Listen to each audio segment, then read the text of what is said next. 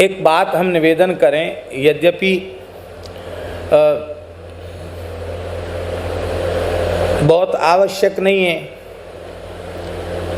आवश्यक इसलिए नहीं है कि जिस बात को लोग माने ही नहीं उसको कहने की क्या आवश्यकता है, पर कुछ तो मानेंगे। हम लोगों की जो प्राचीन परंपरा स्वामी जी रही है वो यही रही है कि जो विरक्त संत हैं, साधु सन्यासी हैं, वे ही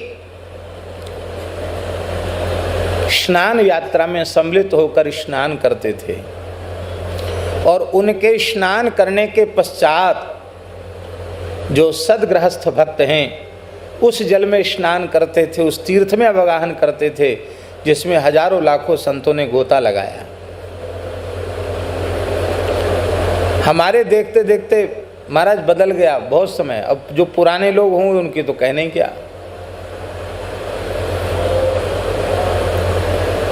हमारा हरिद्वार का कुंभ, पहला कुंभ 86 का हुआ, 1986 का कुंभ। तब से अब में बहुत अंतर आ गया।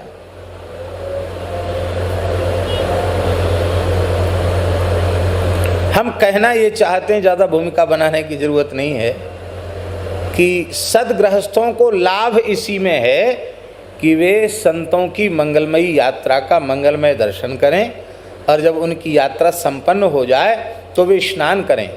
और वहाँ स्नान का आग्रह नहीं, गंगा जी जहाँ हैं वहीं ब्रह्मकुंड है, सर्वत्र तीर्थ है, कहीं भी प्रेम से स्नान करें। पर साधु संतों के बीच में गृहस्थ घुस रहे हैं, महिलाएं घुस रही हैं, पैंट पजामा वाले घुस रहे हैं, और महात्मा तो महात्मा, कोई बाघंबरी हैं तो कोई दिगंबर हैं, उनकी मर्यादा भी नष्ट हो रही है।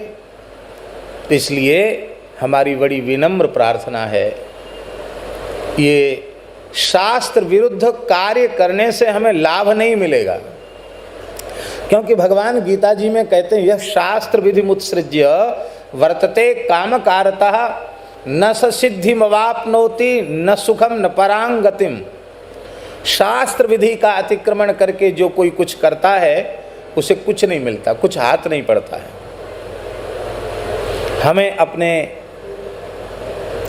अधिकार का अतिक्रमण नहीं करना चाहिए। दूसरी ओर संतों के चरणों में भी दंडवत पूर्वक प्रार्थना है कि भगत चाहे 1 रुपया की सेवा करे चाहे 1 करोड़ की सेवा करे, उसको हाथ जोड़ के यही कह दो, भैया तुम वाहन पर मत चढ़ो, तुम साधुओं की भीड़ में मत घुसो, क्योंकि उसमें तुम्हें कुछ लाभ मिलेगा नहीं। किसी संत का अपराध हो जाएगा, किसी को पैर लग जाएगा, तो तुम क्या लेने आए हो यहाँ।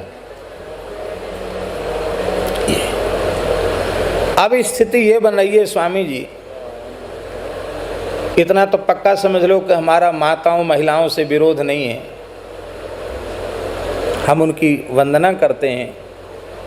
और अब तो कुछ भी कहो तो खतरे से खाली नहीं, अब तो समय ऐसा आ गया, केशव कहीं न जाए का कहिए, देखत अति विचित्र करनी तब समुझी मन ही मन रहिए। ऐसा समय आ गया। ये धुआं वाले वाहन को भीतर तो नहीं आने देना, और यदि बाहर खड़ा हो तो उसको एकदम दूर कर दिया जाए। ये मच्छर के लिए धुआं करते हैं लोग, शासन वाले लोग, लेकिन मच्छर भी बड़े मजबूत हो गए हैं। ये सब धुआं धक्कड़ नहीं मानते हैं, वो मस्त रहते हैं। भगवान की दया उन पर विशेष है। कहाँ कहाँ से महात्मा आए हैं, सबका थोड़ा थोड़ा प्रसाद लेते हैं, वो सब सबको कृतार्थ करते हैं। वृंदावन के महात्मा आए तो कुछ उनका प्रसाद लेंगे तो वृंदावन का प्रसाद उनको मिल जाएगा। महात्मा तो वृंदावन का प्रसाद पाते हैं ना, तो जो कुछ उनमें रक्त बन रहा वो वृंदावन का ही तो है। अयोध्या के संत आए, काशी के संत आए, जहाँ जहाँ के सब जगह का प्रसाद मच्छर लेते हैं। ये धुआं से मानने वाले नहीं है, उनने भी कोई तपस्या की होगी तो, लेकिन श्वास लेने में और इसमें गले में बड़ा नुकसान करता है ये धुआं। तो नारायण, आप लोग सावधान होकर के श्रवण करें। अब तो शाही स्नान रथों पर भी महिलाएं ही चढ़ कर के जा रही हैं। अच्छी बात है, भगवान की लीला है। अयम तु युग धर्मो ही वर्तते कश्य दूषणम अतस्तु पुंडरीकाक्षः सहते निकटे स्थितः। इसलिए कुछ कहने की आवश्यकता नहीं है, पर माताओं को भी हम प्रणाम करके यही प्रार्थना करते हैं, आप पूज्य संतों का मंगलमय दर्शन करें और कहीं भी गंगा में स्नान कर लें, आपको पूरा लाभ मिलेगा, पूरा पुण्य मिलेगा। कल हम स्नान करने गए महाराज जी, स्नान हुआ, ठीक हुआ, भगवान की बड़ी कृपा हुई। पर यहाँ लौटकर जब हम यहाँ आए इस घाट पर, तो गिनती तो हमने नहीं की कितने गोता लगे, पर 100 गोता से कम नहीं लगाए होंगे। यहाँ भी लोग कह रहे थे इतनी ये धूप में गए आए, तबीयत बिगड़ जाएगी, गंगा जी का जल बहुत ठंडा, कि बना रहने दो ठंडा। क्यों यहाँ क्यों स्नान किया? जब वहाँ स्नान करके आए थे, यहाँ क्यों स्नान किया? एक ही भाव मन में आया कि अभी भी संतों का स्नान वहाँ चल रहा है और वही जल की धारा जिसमें संत स्नान कर रहे हैं, वो जल की धारा यहाँ आ रही है। तो वहाँ के स्नान से यहाँ का स्नान ज़्यादा लाभकारी है, क्योंकि संतों के शरीर को छू कर के जल आ रहा। स्नान तो तब तक चल ही रहा था।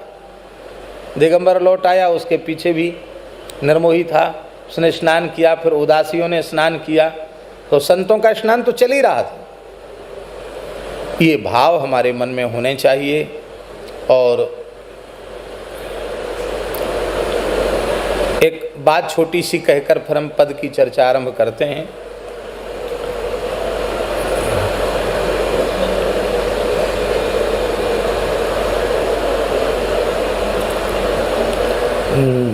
छियानवे में भी वृंदावन वैष्णव बैठक थी, कुंभ था वृंदावन में, जो हरिद्वार के पहले हर बार होता है। 95 था ना महाराज जी, 96 में था, हैं? मैंने पहला तो वो सन की विस्मृति हो सकती है, हैं? 98 में था हरिद्वार कुंभ ना, तो उसके पूर्व वृंदावन में था। तो जगतगुरु निम्बारकाचार्य परम पूज्य श्री श्री जी महाराज, बड़े महाराज जी जो इसमें निकुंजवासी हो गए हैं, निम्बार्क नगर का शुभारंभ हुआ तो उन्होंने पूज्य खाकचौक वाले महाराज जी को बुलाया। तो महाराज जी के द्वारा शुभारंभ होगा शिविर का। महाराज जी पधारे, हम भी साथ में गए, उनसे हम अध्ययन करते थे।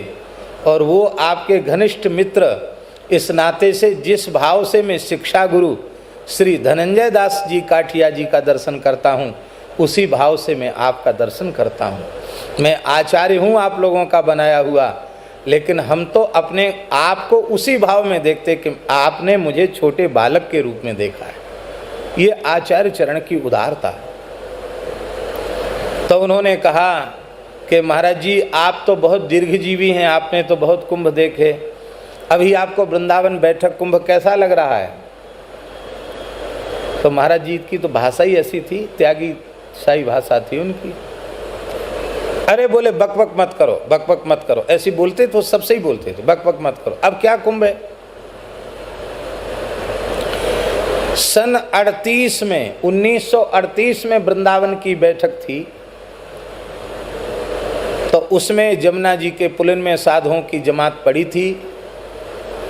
750 त्यागी, अखंड विभूति धारण करने वाले 750 त्यागी तो श्री अर्जुन दास जी की जमात में थे, और 1250 साधु चित्रकूट वाले श्री रघुवीर दास जी की जमात में थे।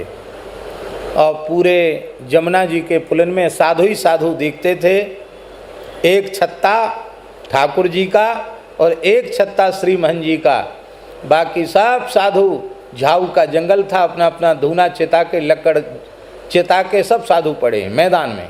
वो था साधुओं का दर्शन। संध्या को गृहस्थी लोग दर्शन करने आते थे, तो कहीं कथा कीर्तन होता था, लोग सुनते थे। और दिन में साधु जो रूखा सूखा टिक्कड़ बनाते थे, वो बचे हुए प्रसाद को बड़े भाव से लोग एक एक टुकड़ा अपने घर लेके जाते थे। महाराज जी कहते हमने उन कुंभों का दर्शन किया जब बिजली नहीं थी, लाइट नहीं थी, जहाँ जहाँ कुंभ होता था वहीं के लोग साधु संतों के लिए फूस के छप्पर और झोपड़ी बनाते थे, बड़े उत्साहपूर्वक, 1 पैसा का खर्च नहीं था। और बोले अब क्या कुंभ है, अब तो लाइट की चमक है। और महाराज जी त्यागी ईसाई भाषा बोलते थे। बोले अब तो घाघरा सूख रहे हैं, अब घाघरे वाला बैराग हो गया। बोले हमारा तो मन ही नहीं करता कहीं जाने का। तो पूज्य श्री आचार्य चरण श्री जी महाराज बहुत हंसे। बोले महाराज आपकी वाणी से ही ये सब सुनने को मिलता है।